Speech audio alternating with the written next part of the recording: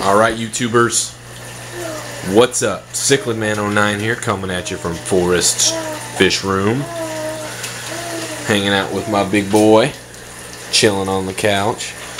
Mr. Dovi over there, keeping a good eye on him.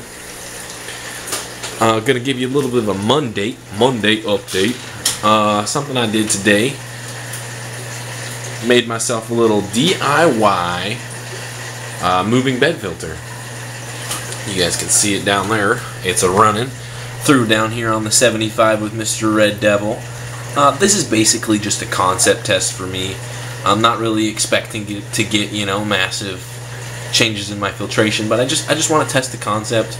I want to see bacterial growth. I want to see the proper, you know, movement within the media.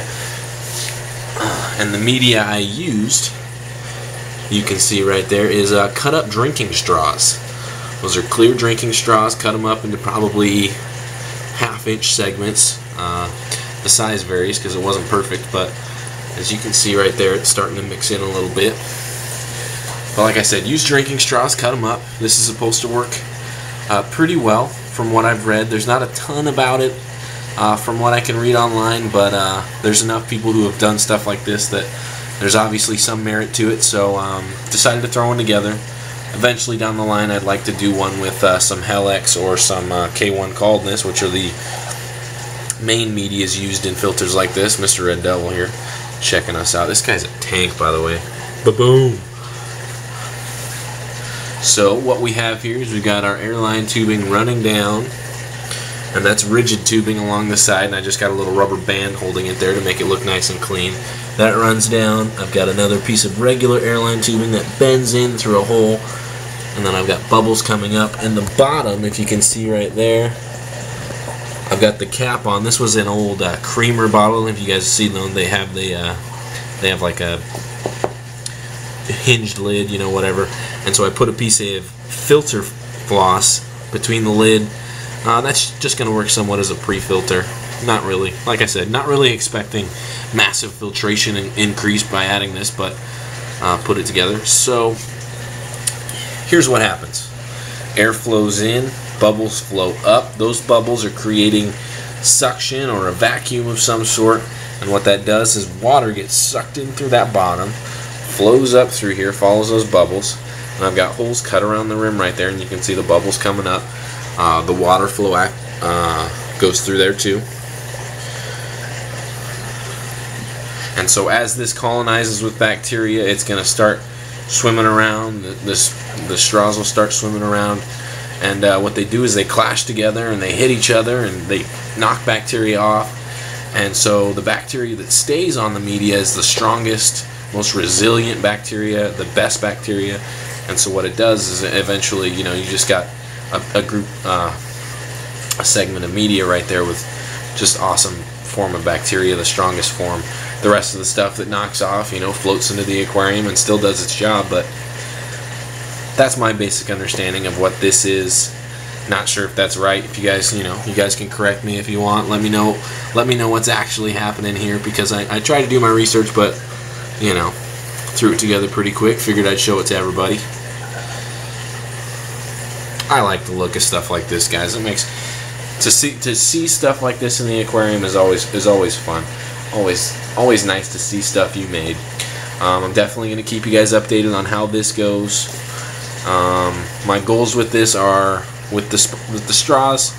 Like I said, I'm not expecting a massive bio load, but I want to see bacteria colonization on the straws. I want to see the proper movement where they're all mixing down there, and eventually I'll add more as it creates the proper flow, and have it running, you know, basically full and just going through there.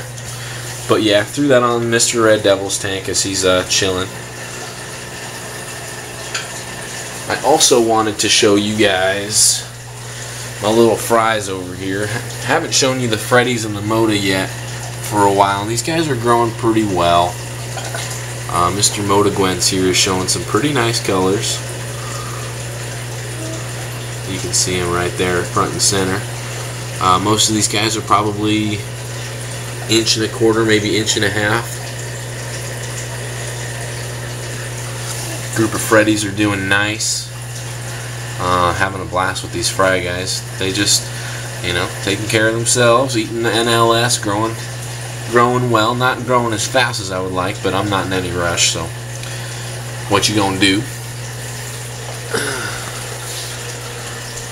So yeah, we're gonna call that good. This is mainly just to show you guys the DIY threw together, and like I said, I'll definitely keep everybody updated as it cycles and matures and turns into an actual filter. Right now it's just a weird bottle with straws hanging in there with air coming out. Always got to show the bean eye. This guy right here, king of the tank. If my camera would focus. And of course, as it focuses, they got to jump over to the other side. But that guy right there in the center is king of the tank. He's the only one of them that does not have a ripped fin. That guy's got a little ripped fin. The other bigger guy's got a ripped fin. Still doing great though. Secret to success, New Life Spectrum. If you guys haven't tried this stuff, get in there and try it. This is what a real fish room has. Baby bottles and a pack and play. Real men and a baby. Say hi, Hunter. Say hi to everybody in YouTube land. Boo. What are you doing? Yeah, that's my big boy. Alright. As always, everybody, rate, comment, and subscribe. Blah, blah, blah. Stay tuned for that filter as we go. Looks pretty cool over there. Stay tuned for the Umbies. Stay tuned for the Freddies. Stay tuned for my Dovi. And Mr. Hoga, my breeding project, should be starting here soon. Kind of letting her get her bearings in my fish room and give her a little bit of time before I decide to throw her in with the male, even with the divider. But we're going to call this good. Until next time, Cichlid Man 09, out.